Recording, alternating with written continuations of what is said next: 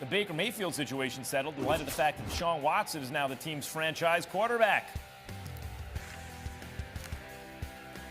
Yeah, I think we'll see. I think everybody understands the situation, and we're hoping that there's closure to it at some point. I think it's a unique situation. Got to see how it plays out. I know all of us you'd love an answer yesterday, but that's not the reality of it. Teddy Bruschi and Mike T back with me. Mike, what's the best outcome here? That Baker gets a chance to compete for a starting job, and we're running out of opportunities. Maybe Carolina, maybe Seattle. But what's going on now is Cleveland could be stuck with an $18.8 million contract, meaning if they can't find some reasonable trade in the coming weeks, they may just have to cut him. His contract's fully guaranteed because they exercised the option last year, and then Baker goes signs for the minimum someplace. So if I'm Baker Mayfield's agent, I'm calling every day. I want to get out there as quickly as possible so I can be in the offseason program with my new team. Cleveland's trying to wait for two reasons. One, try to get a draft choice, Max, and secondly, try to save that $18 million, and hopefully someone picks that up. Teddy, if I were, I remember John Elway, I bring this up all the time, back when it was Brock Osweiler, and he said, there should be a middle-class contract for quarterbacks, right? Not everyone has to get paid at the top of the market. But if I would have been the GM of the Browns and come to Baker early in the season and said, here's $88 million over 4 years, something like that, putting him around 22 a year, they'd have laughed at me, his agents, right? Meantime, they'd love that deal right now. Was this a case of Baker and his reps overvaluing himself, and now he finds, musical chairs, everyone's sitting in the chair already? Yeah, there possibly could have been some of that, and possibly the Browns organization saw that this isn't the guy that's going to bring us championships. So this obviously has gotten ugly with Baker when he heard about Deshaun Watson being interested in the Browns and the Browns being interested back. I mean, I guess to Mike T, I don't know if anybody's going to trade for this guy, because teams, don't they see the inevitability of the exit, of the release, of the cut? So the chances of them getting anybody for him is probably slim to none. And Baker, I mean, he's running out of spots. I mean, he's not going to go to a team that had the roster in Cleveland, and he's going to go to a team where they're going to have to lean on him if he becomes their starter to win in football games with his arm. So it's only going to get tougher for Baker Mayfield from here. Yeah, by the way, in terms of the things Baker doesn't have, size and speed, I think he does have an arm. I think it's pretty strong. I think it's accurate enough. I think he has some stuff he can do. Maybe a Pete Carroll team with those receivers would be right for him right now, but another offseason in New England has brought big changes to the Patriots. Most notably, this year was the departure of Josh McDaniels to the Raiders. That leaves a hole at offensive coordinator. Bill Belichick addressed the plan for the coaching staff. Listen. Yeah, I mean, I'm not big on titles, so we have jobs to do. We'll do the jobs. Obviously, that's important for all players to get coached well, and we plan on doing that. I feel like I have a lot of good people working.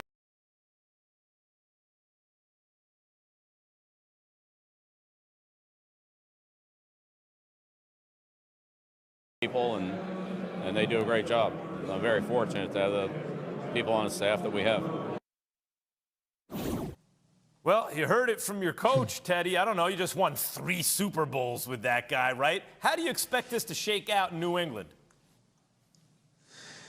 Yeah, this is something new. I mean, I'm there, and of course, Romeo Crennel, and we had distinct defensive coordinators, offensive coordinators, Charlie Weiss, Romeo Crennel, Dean Pease, those type of guys. So this is a philosophy Bill has implemented to, I think, almost just, spread responsibility to make everyone know, along with the coaching staff, just like he tries to do with players, that, everyone has similar value. So I would actually like to see a defensive coordinator name between his son Steve and then Gerard Mayo, of course, but that might not happen either. But it's just a philosophy that he has. It's almost like earning your keep the way he came in the league. I think he was coaching with Detroit Lions, earning $75 a week. So he remembers what it's like all the way back then. Mike, you've got some experience in this area with Bill Belichick too, don't you? I sure do. 1995 in Cleveland, I was a titleless personnel assistant, along with, I think there was 9 other future GMs and like 6 other head coaches. And Coach Belichick has given a lot of us our initial opportunities that we're all grateful for. and he just kind of throws everybody in there and see, what happens from there. I will say this, though. If I'm Robert Kraft, I know that Bill Belichick is closer to the end of his coaching career than the beginning. And one of the guys that he's going to be moving from defense to offense is someone in Matt Patricia, who's really well regarded, really smart. And I think to myself, like, could he possibly be the heir apparent? Now, that could be a year from now, 5 years from now, 10 years from now, who knows when. But Bill Belichick was a head coach, didn't work out. Spent some time with Coach Parcells. The rest is history. Going to go down as one of the greatest, if not the greatest head coach. Matt Patricia, one-time head coach in Detroit, comes back to New England for a couple of years. And you start to think, who could possibly replace Coach Belichick? I got to think Matt Patricia could be on that short list. Yes, it'd be interesting to see. At one point, it looked like the Belichick tree really hasn't been bearing fruit. But the longer you wait, the more you see actually here and there. That's when you were with the Jets. Are the Lions, in fact, as I claim, not the best choice? No, I think they're pretty good for a couple of reasons. First of all, Dan Campbell, somebody I had a chance to work with as our interim head coach in Miami. Do you still have your kneecaps? Fascinating guy, former player. He is. First of all, you never want to be in the weight room with Dan Campbell because it's humiliating. He comes from a different set of DNA. Let's just put it that way. I would go for the executive walk if I saw him in the weight room. But here's the other interesting thing. They have 2 first-round picks. I don't think it would be shocking, Max, if they took a quarterback at some point. So now you have the Jared Goff / quarterback conversation. But Dan Campbell's a fascinating guy, and I think an underrated head coach. Jared Goff and Matt Corral, that's what I need to stick around for that. I mean, Dan Campbell is a big, entertaining, he's a colorful character, right? I'm just thinking like, okay, look, I'm going to watch Hard Knocks anyway, and I'm going to enjoy it. Okay, let's just get that out of the way. But I'm thinking about it, what team would be a less interesting choice than the Lions? The Texans, maybe? Although they have all those draft picks and just that, maybe, and it's just so dysfunctional, it's maybe interesting. How far away are the Lions, do you think, from competing in the NFC North? Well, Aaron Rodgers is close to the end, and I think the Lions have another superstar, Aaron Glenn, former player, defensive coordinator on that staff. He will be a head coach in the next cycle or two. This is a team that played really hard for Dan Campbell.